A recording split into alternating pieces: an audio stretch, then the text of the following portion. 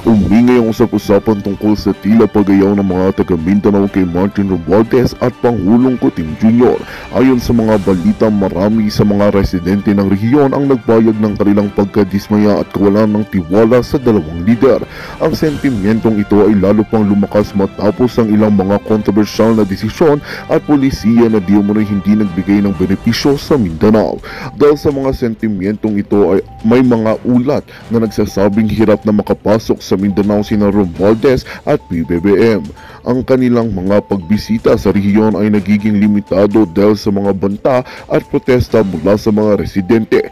Ang takot na maranasan ang galit ng mga tao ay nagdulot ng pag-iwas ng dalawang lider na magtungo sa ilang mga lugar sa Mindanao kung saan mataas ang tensyon at hindi nila sigurado ang kanilang kaligtasan. Sa kabila ng ganitong kalagayan, patuloy pa rin ang pamahalaan sa pagsisigap na maabot at maibalik ang tiwala ng mga taga Mindanao. Nagkaroon ng mga hakbang upang mapakinggan ang hinain ng mga tao at mabigyan sila ng karampatang tugon. Subalit ang hamon para kay Romualdez at PBBM ay nananatiling ang huling mukha, ang suporta ng isang rehiyon na tila ba isinukan na sila at mapatunayan na kaya nilang magbigay ng tunay na pagbabago para sa lahat ng Pilipino. At yan nga ang balitang ating pagkakatutukan. Ngunit bago ang lahat, siguraduhin mag-subscribe at i-hit ang notification bell para sa patuloy na pagtutok sa mga sulip ng bagong balita sa tunay na boses ng masa.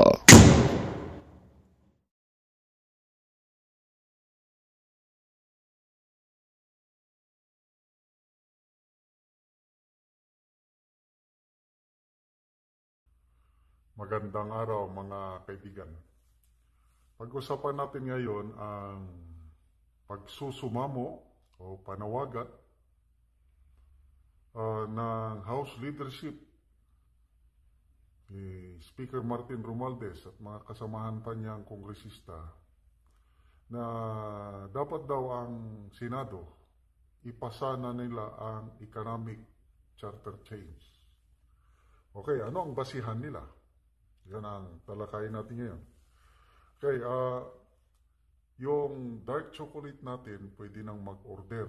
Dito ang kontakin nyo, 0916-9000997.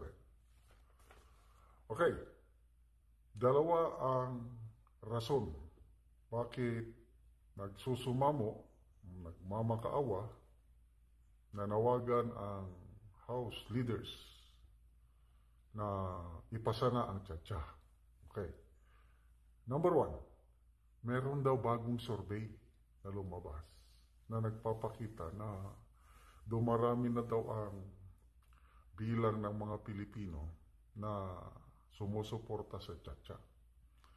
Matatanda natin noong March, nag-survey ang Pulse Asia, isang credible research group. More than 20 years na ito na doing research. 88% of Filipinos ayaw ng tsa-tsa. Ngayon, mayroong bagong survey. May 21 to 25 ginanap yung survey. Kailan nag-survey yung Tangerie. Okay? Ang Tangerie bago pa lang. Parang last year lang ito nagsimula. Tapos ito, commission survey, binayaran. Ang Tangerie survey nagpapakita na 52% ng Pilipinos pabor sa tsa-tsa. Ay di mababa pa rin. Malaki ang kaibahan. Yung Pulse Asia survey, non-commission, walang nagbayad.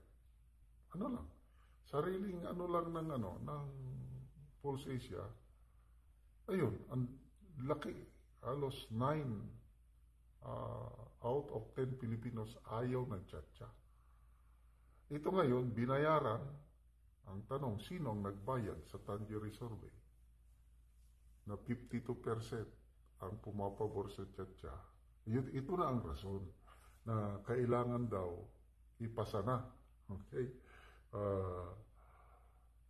Sabi nila na the people the senators should listen to the voice of the people. Okay, ito na. Si Speaker Martin Romualdez, nag-issue na siya ng statement nang dahil lang sa sorbing ito. He welcomed this area. We are determined to sustain this momentum and collaborate with all parties involved to realize the constitutional amendments that will pave the way for a more prosperous, just, and equitable future for the Philippines. Maniwala ka niya. Lukohin nyo ang inyong lelang. More progressive Philippines. Gusto nyo lang mangulo ng mas matagal. Marcos, Araneta, Romualdez family. Hindi nyo naman maluluko ang taong bayan, Mr. Speaker. Gusto ninyong maging Prime Minister. Yon ang klaro. Okay. I was encouraged by the pivotal shift in public sentiment. Anong pivotal shift? Revealing a growing acceptance and willingness among our citizens to consider the merits of constitutional reform. Dagdag pa niya, the approval for amending the Constitution, while slight, is nonetheless significant. It represents an evolving perspective among Filipinos, recognizing the potential benefits and necessity of updating our nation's charter to meet current and future challenges. As Speaker, the positive feedback and growing support from our constituents fortify my conviction in the vital mission to refine and enhance our constitutional framework. It propels us to advance our legislative responsibilities with increased dedication and resolve. Ang galing magsalita itong speaker nito. Mana rin sa kanyang pinsan. Under my leadership, sabi niya, the House of Representatives remains committed to fostering an environment where all stakeholders can contribute to meaningful and productive discussion on potential changes to our Constitution. So, yun po ang payag ng Speaker nang dahil lang sa 52% na survey result ng Tangery, isang research group na hindi naman kilala, dapat ipasa na daw. Okay, yung ibang mga house leaders na nananawagan din, nagko-chorus na sila. Si Senior House Deputy Speaker Aurelio Gonzales. Yan na, ito na yung mga nagsusumamo, nagmamakaway. Pasan nyo na. Deputy Speaker J.J. Suarez, Deputy Speaker. And then House Minority Leader Manix Dalepe. Isa pang rason na bakit sila dapat daw maipasa na itong economic charter bago mag-end ang third regular session ng 19th Congress. July 22, mag-open ang third regular session. July, September. October 1 to 8, filing of candidacies na ng mga magkakandidato. So, sinasabi ng mga house leaders na, sige na, ipasa nyo na.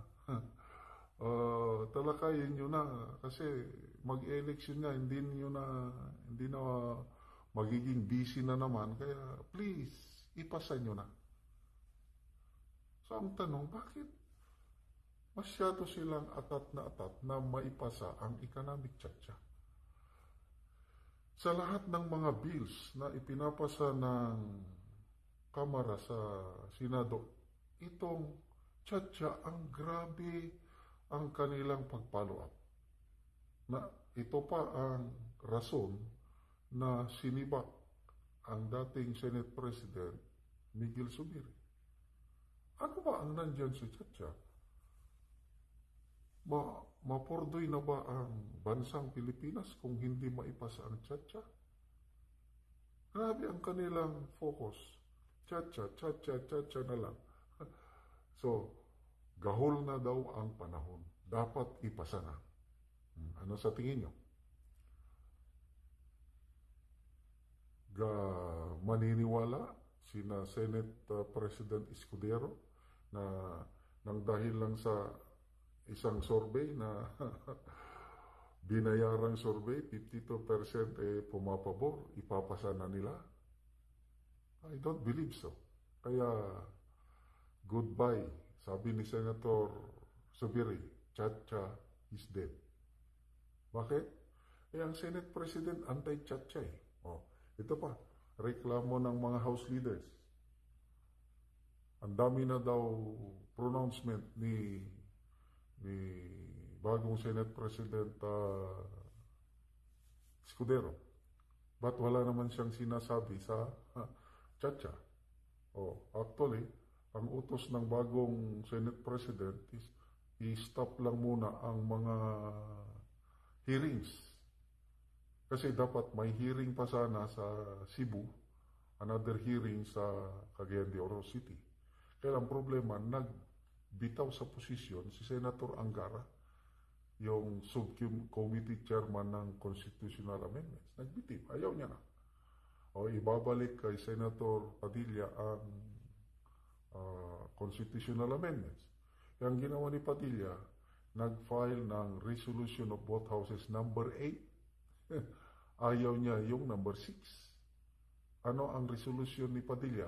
Dapat kung baguhin ang konstitusyon, Constitutional Convention. Yun. So wala na. Papalayo na. Ibig sabihin, yung resolution of both houses number 6 na nasa Senado, patay na.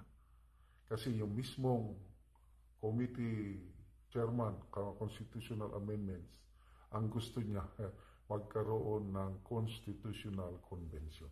Kaya kawawa itong mga kongresista na ito na nagpapanik na praning na gusto nilang maipasa ang charter change. Para ba talaga yan sa kabutihan ng bayan o para sa kabutihan ng ilang mga politiko na gustong-gustong maging prime minister at hindi mananalong presidente kung presidential system pa rin tayo? Nagtatanong lang naman. So good luck mga congressman. Sana maipasa ang inyong pinakapaboritong bill, yung Chacha na yan, but dadaan yan sa butas ng karayom. Magandang araw mga kaibigan.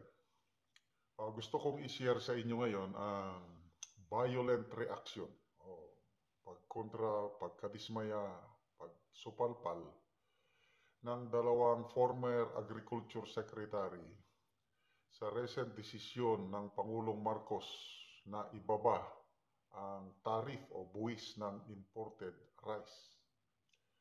So, sino-sino itong mga former Agriculture Secretary na ito? Una, si former Secretary Leonardo Montemayor at former Secretary Manny Piñol. Kaya dito sa Philippine Star headlines ngayon, ang title is Farmers to Question Legality of Reduced Rice Tariff. Okay, so ito, sinamarize ko ang balitang ito. So, according to former Secretary Montemayor, they have two options. Gagawin nila. First, pupunta sila sa korte at mag-file ng temporary restraining order para hindi maipatupad itong tariff reduction na ito. Pangalawa, they are now planning to mobilize farmers, more or less 3 million farmers nationwide for a nationwide protest actions. Si Secretary Montemayor, siya po ang leader ng Federation of Free Farmers dito sa ating bansa. So malaking grupo itong kanya. Okay, matatandaan natin na ang board ng NEDA, National Economic Development Authority, na ang chairman ay ang Pangulo. Ang NEDA board nag-approve na ibaba ang buwis ng imported rice. Dati-dati, 50% yan nung unang naipatupad yung rice tariffication law. Pwedeng mag-import ng bigas, unlimited, basta ang mga importers magbayad ng 50% tariff o buwis. O di, malaking taxes na nakukuha ng gobyerno. Yung buwis na yon ibinabalik sa mga farmers para subsidy sa fertilizer, pesticide, other farm inputs, pambili ng mga makinarya at nakakatulong ng malaki sa mga farmers. So later on, yung 50% na-reduce to 35%. So bumaba na yung buwis. Ngayon, ang bagong desisyon ng NEDA board, 15% na lang. Kaya, nagre-reklamo ang mga farmers. So, ano ba ang dahilan? Bakit ibinaba na naman ng 15%? Kunuhay para maipababa ang presyo ng bigas ng 29 pesos per kilo. Wow! Maganda sana yun. Kailang, yung 29 pesos per kilo para sa kadiwa lang pala.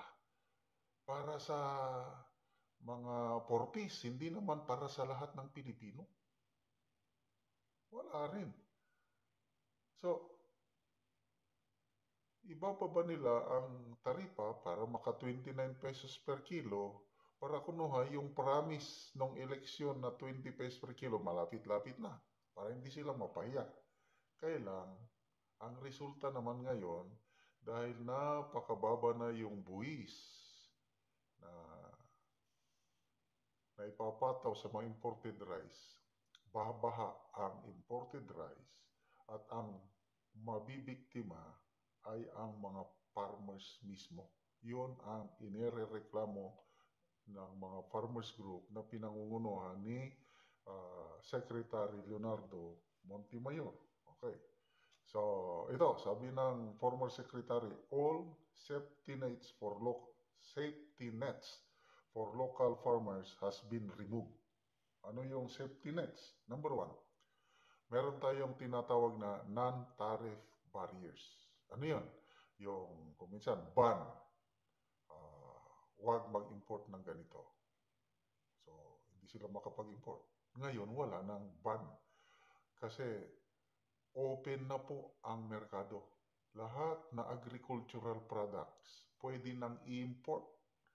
Kasi nag-issue ang Malacanang ng Administrative Order number 20 na lahat na non-tariff barriers, yung ban, quality control, volume, wala na. Open na. So, kawawang mga farmers kasi hindi lang bigas. Isda, karne, vegetables, lahat. Babaha ang ano kasi wala nang protection ng mga farmers eh. Tapos ito ngayon, pati na rin yung tariff, pati yung buwis, binabaan na. Kaya sabi ni Secretary Montemayor, there will be a strong backlash from farmers and millers across all commodities like rice, corn, pork, and chicken. Almost all the tariffs and non-tariff protection for agriculture were removed. So, yun po. Anyway, ito, according to Secretary Montemayor, decision lang yun ng NEDA board. Hindi pa final and executory. Kailangan pa na pipirma ang Pangulong Marcos ng isang executive order. wala pa namang lumalabas na executive order. Kaya ang option ng mga farmers na ito ay pupunta sa korte para humingi ng temporary restraining order. Sana pagbigyan ito ng korte. Plus, sabayan nila ng nationwide protest. Ano ba ito? Maalala ko, nung birthday ng Pangulong Marcos last year, ano ang birthday wish niya? Sabi niya, sana mapaunlad ang kabuhayan ng mga farmers. Ano ito ngayon? Paano uunlad ang kabuhayan ng mga farmers kung malulugi sila kasi babaha ang merkado ng imported rice, pork, chicken, vegetables at iba pa? Anong klaseng palisiya ito meron ng ating gobyerno? Okay, punta tayo kay ex-Secretary Manny Piñol. Nagpahayag na po ang Philippine Statistics Authority. Gobyerno ito kung maipatupad na daw yung reduced tariff, 15% na lang, baka daw bababa ng 7 pesos ang per kilo ng bigas. Ano ba ngayon? 50, ano na lang, average. So magiging 43 na lang kung ibaba ang buwis. Kaya lang sabi ni Manny Piñol, government, sabi niya, does not have any mechanism to ensure that the importers and retailers would pass on to consumers their tariff savings. Agree. Kasi, negosyante ka, kaya nga mag-import ka, mag-retail ka, negosyante ka, kailangan mo ng kita. Okay. So, itong mga importers, retailers, kikita sila ng may savings sila kung ibaba ang buwis. Example, ang savings nila is 7 pesos. Totoo nga, 7 pesos. Papayag kaya, willing kaya from the heart ang mga importers and retailers na yung savings nila babawasan din nila yung presyo nila para makinabang ang mga consumers? Pwede ba silang pilitin ng gobyerno? Hindi naman. Walang mechanism, walang batas na gano'n. Kung ano ang gustong ipresyo ng importer at retailer sa bigas nila, walang magagawang gobyerno. Kaya hindi rin sigurado, sabi ni Manny Piñol, it all depends sa puso ng mga retailers and importers kung God-fearing, mababait, matulungin yung mga retailers and importers. Pwede. Ang tao, nature ng tao, selfish, greedy.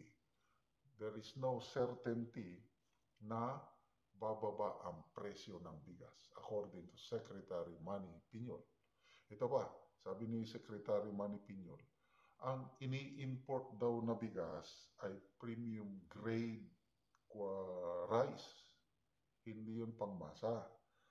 Dapat sana ang import na bigas, yung broken, yung 25% broken, ayun, mura yun, kaya broken na eh.